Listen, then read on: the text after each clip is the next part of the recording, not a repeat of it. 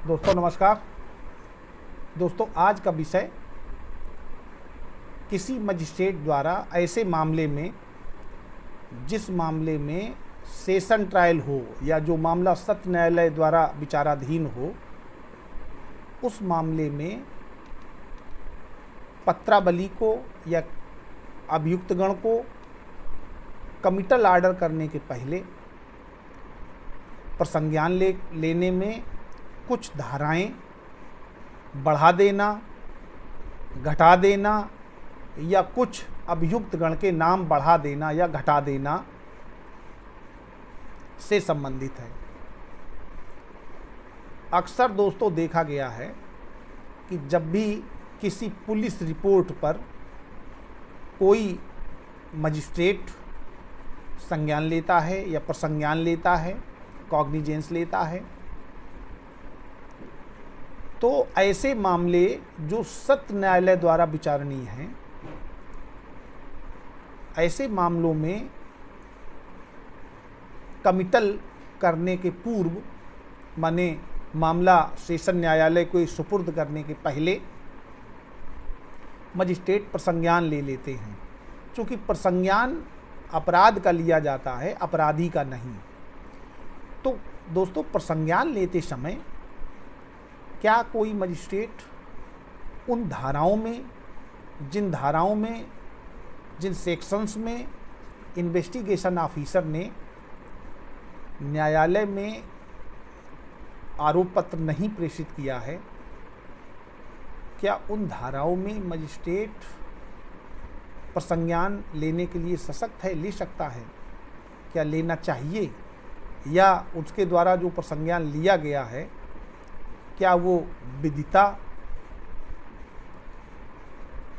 बिल्कुल ठीक है या उसमें कोई त्रुटि कारित हो रही है?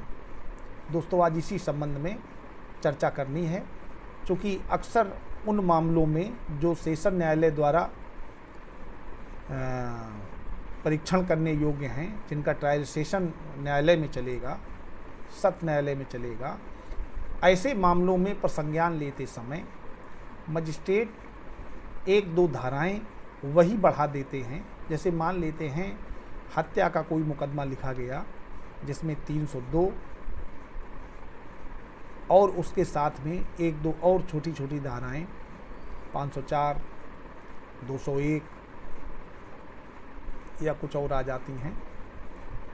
इसके बाद इन्वेस्टिगेशन ऑफिसर ये पाता है कि ये मामला 302 आईपीसी की बजाय 304 आईपीसी का है और 304 आईपीसी में वो चार्जशीट किसी मजिस्ट्रेट के यहाँ दाखिल कर देता है।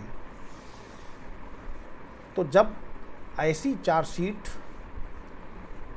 आ जाती है कोर्ट में, तो क्या कोर्ट जो जिन धाराओं में एफआईआर दर्ज है, सेम उन धाराओं में उन व्यक्तियों को कॉग्निजेंस उन व्यक्तियों के विरुद्ध लेगी, या उन लोगों को जिनके नाम निकाल दिए गए हैं, जिनके खिलाफ कोई आरोप नहीं पाया गया, उनको आरोपी ही बना दिया गया था केवल प्रथम सूचना रिपोर्ट में। इसके बाद विवेचक ने प्रथम सूचना रिपोर्ट के आलोक में पाया कि इन्होंने कोई अपराध नहीं बनता है, उनका नाम निकाल दिया। तो क्या मजिस्ट्रेट उन धाराओं को बढ़ाकर और उन लोगों को जो छोड़ दिए गए हैं, विवेचक द्वारा छोड़े गए हैं, प्रसंज्ञान लेते समय उनके विरुद्ध भी कॉग्निजेंस लेगा और आदेशिका जारी करेगा? और ये बिल्कुल क्या एकदम जो प्रोसीडिंग है ये क्या सही होगी? ये उन मामलों की चर्चा कर रहा हूँ जो ट्राइबल बाई सेशन कोर्ट हैं। दोस्तों इन मामलों में जहां कोई मामला सेशन न्यायालय द्वारा विचारणीय है, इस पर एक रूलिंग मैं आप लोगों से शेयर कर रहा हूं। नाम है state of Gujarat versus Girish Radhakrishna Warde 2014, 3rd volume, SCC, page number 659। इसमें हॉनरेबल सुप्रीम कोर्ट ने कहा है कि कॉग्निजेंस लेते समय मजिस्ट्रेट को, जब वो कॉग्निजेंस किसी पुलिस रिपोर्ट पर लिया जा रहा हो, दोस्तों कॉग्निजेंस 3 प्रकार से लिया जाता है। कॉग्निजेंस लेने के लिए धारा है 190 190 सब सेक्शन 1, फिर उसका सब सेक्शन ए, बी और सी 3 है। 190 1A में जब भी प्रसंज्ञान लिया जाएगा तो कंप्लेंट केस में, जो भी इंस्टीट्यूटेड बाय कंप्लेंट केस, किसी मजिस्ट्रेट के पास कोई परिवाद के रूप में मामला आता है, कोई शिकायत आती है, उस शिकायत पर परिवादी की परीक्षा करने और जांच करने के पश्चात जब कोई मजिस्ट्रेट प्रसंज्ञान लेगा तो वो 190 1A के अंतर्गत लेता है।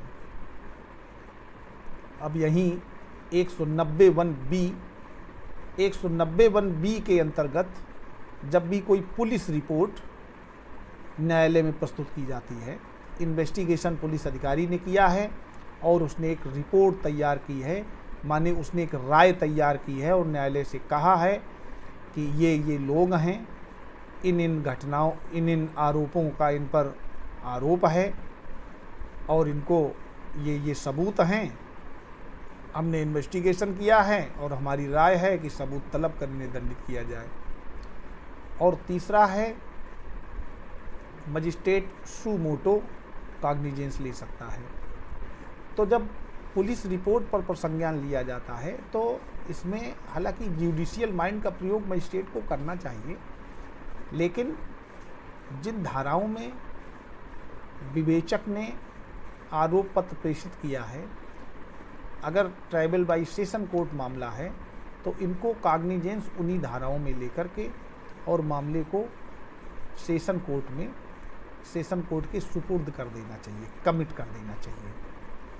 फिर ये सेशन न्यायालय की शक्ति है कि कोई नया एविडेंस आने पर वो 319 CRPC के अंतर्गत या तो कोई किसी व्यक्ति को तलब करें या चार्ज फ्रेम करते समय किन्हीं धाराओं में बढ़ोतरी या घटोतरी करें।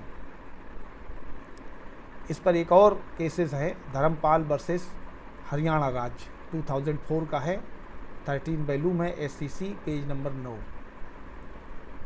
इसमें ऐसे लोगों का नाम जो कॉलम नंबर 2 में FIR में है, अंतिम उसमें चार्जशीट में है, तो उनको उनका बढ़ाने या घटाने का जो अधिकार है 319 CRPC में है और ट्रायल कोर्ट को है। क्योंकि किसी व्यक्ति, अन्य व्यक्ति को समन करना ये ट्रायल कोर्ट का काम है, ना कि मजिस्ट्रेट का।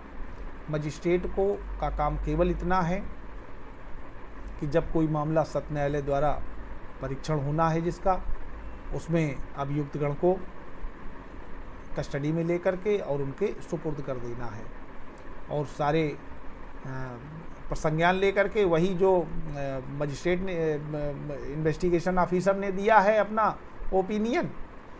चूँकि जब 190 1B में कोई पुलिस रिपोर्ट न्यायालय में आती है तो ऐसी पुलिस रिपोर्ट एक राय होती है और ऐसा पुलिस अधिकारी, चूँकि उसने ही सारा इन्वेस्टिगेशन किया है, तो वो पुलिस अधिकारी द्वारा जो भी दाखिल होती है पुलिस रिपोर्ट, उसको पूरी एज ए कंप्लेंट मानते हुए उनकी जांच करने का तो पावर मजिस्ट्रेट को है। As a investigation as a inquiry set up कर सकते हैं, उसमें देखते हैं कि कहाँ किसके कौन बयान हैं, जुडिशियल माइंड का प्रयोग करते हैं। हाँ, उन मामलों में जो मामले मजिस्ट्रेट ट्रायल हैं, मजिस्ट्रेट ट्रायल वाले मामलों में वो धाराएं बढ़ाएं, धाराएं घटाएं, कोई लीगलिटी नहीं, कोई लीगल कमी नहीं आ रही है। लेकिन जो ट्राइबल बाई सेशन कोर्ट हैं उनमें मजिस्ट्रेट का काम तो केवल मामला लेकर के और उनके सुपुर्द करना है। ट्रायल कोर्ट, सेशन कोर्ट है, वो देखेगी किस धारा में हमें ट्रायल चलाना है।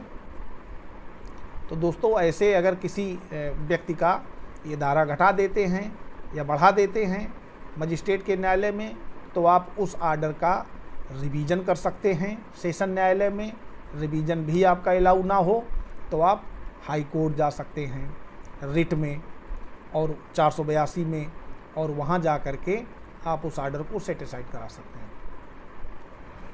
नमस्कार।